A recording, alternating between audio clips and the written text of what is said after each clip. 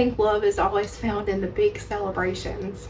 I think sometimes it's found in the little things we do for each other on just a regular, ordinary day. And today is my husband's birthday. We just got home from a doctor's appointment and he's getting a little bit more sleep in before work. So I'm gonna spend the next hour loving on him in just a few simple ways. Birthdays have always been pretty simple around here. Most years we'll just go out to eat the following weekend whenever our schedules slow down a little. And this year will probably be no different. And honestly, I don't think that's a bad thing. So this is what Ethan chose for cookies tonight for work. I was going to make him tea cakes because y'all know he loves tea cake cookies. But I don't have time. I've got about an hour that I've got left that I can do anything. I still have to make his tea. I still have to cook for him and pack his lunch. So I just decided to go with the cookie dough from the store and make it easy on me. You know, it's funny. I don't think I ever would have connected homemaking with love a few years ago. If someone had asked me, what does it mean to love your husband? I don't think my mind would have gone to making tea or packing lunches or making cookies. I probably would have thought about date nights or buying gifts for each other, going out for birthdays, or, the bigger celebrations. But becoming a stay-at-home wife over the last several years has completely changed the way I think about that. It's changed the way I look at homemaking too. I think before I became a homemaker, I looked at all these little everyday tasks as well, just chores. Laundry was laundry and cooking was cooking. Packing a lunch was just something that had to get done, and there really wasn't much meaning to it. It was just a part of life. But somewhere along the way, I started realizing something. All of these little things are actually opportunities, not obligations, but opportunities to make somebody else's day easier, to make someone else feel cared for, and to let them know that you thought about them before they ever walked out the door. And I don't know, maybe that sounds a little silly to some people, because at the end of the day, it's just a lunch.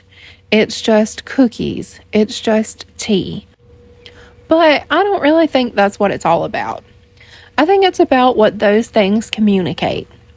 They tell somebody, I was thinking about you and I wanted your day to be a little bit easier. Or I wanted you to feel loved before you left the house. And I think that's one of the greatest gifts homemaking has given me. It's completely changed my perspective. Because now I see opportunities to love my husband where I never would have noticed them before.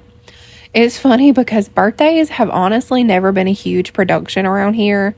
We've never really been the couple that throws big birthday parties or has elaborate celebrations. And that's just us. I think we've always been pretty simple. By the way, if you are wondering what I'm making here, this is my version of cowboy casserole. It looks like slop, but Ethan likes it, so it's okay because he is a very picky eater.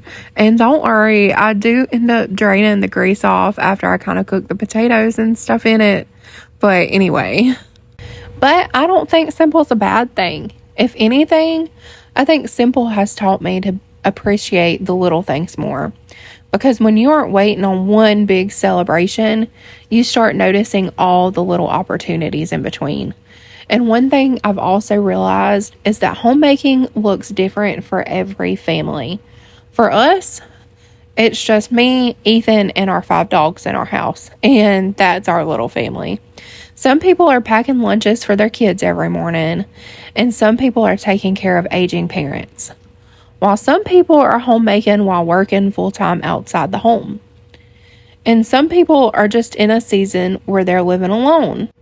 Everybody's life looks different, and I love that, because homemaking isn't really about fitting into one picture. It's simply about caring well for the people and the home you've been given in whatever season you're in. For me, that season looks like making tea before Ethan leaves for work and making sure he has something to eat. just trying to make his day just a little bit easier if I can. And I don't see those things as chores anymore. I see them as privileges. Not because they're always exciting. Because, trust me, washing dishes has never suddenly become my favorite hobby. But because I know who I'm doing them for. And that changes everything. I think walking through the last year and a half has also changed my perspective. Some of y'all have been here for long enough that you've walked through that season with us, and others might be brand new here. But the picture I shared on my community post of Ethan and I playing in the snow, that was taken the day of the snowstorm last year. We're in the deep south in Alabama. We don't get snow. That was very, very rare for us. So we were just outside having a fun snow day, acting like little kids, throwing snowballs with each other, laughing, and taking pictures. And it just felt like one of those days where we were making memories. But the very next day is when Ethan fell and he was injured. And that completely changed our lives. I remember looking back at that picture later and thinking we had absolutely no idea what tomorrow was going to hold. And I think that stayed with me because it's reminded me that ordinary days really aren't as ordinary as we think they are. Sometimes they end up becoming the memories we hold on to the tightest. Not because we knew they were important, but because we didn't.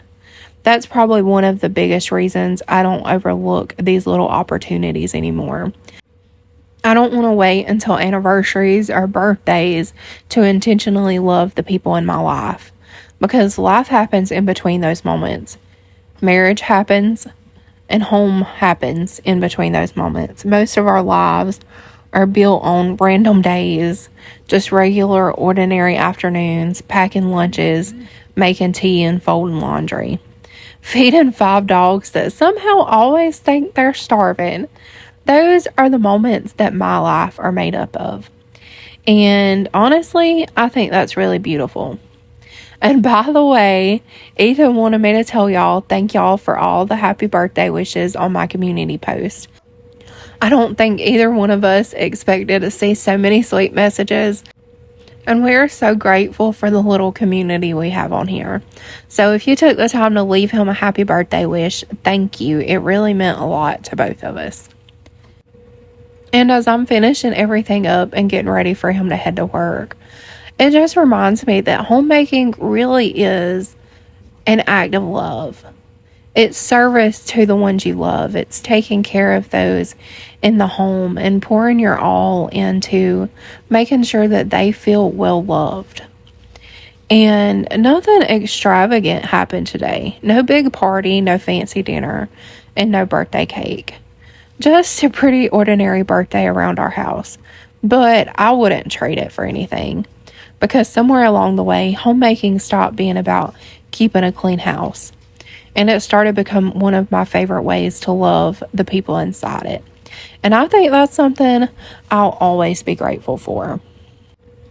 Before I go, I'd actually love to ask y'all something. What is one little thing you love doing for the people in your home that makes them feel loved? It doesn't have to be anything extravagant. Sometimes I think it's the smallest things that mean the most. For me, it's probably baking cookies. I love baking cookies for Ethan, and I even bake special peanut butter cookies for our 5 dogs. Watching them get so excited when they realize I'm making them a batch never gets old. And I honestly think they definitely know what I'm doing before they're even out of the oven. And those little moments make me so happy. So I'd love to hear from you. What's your favorite way to love the people in your home? I have a feeling your answers are going to give us all some really great ideas.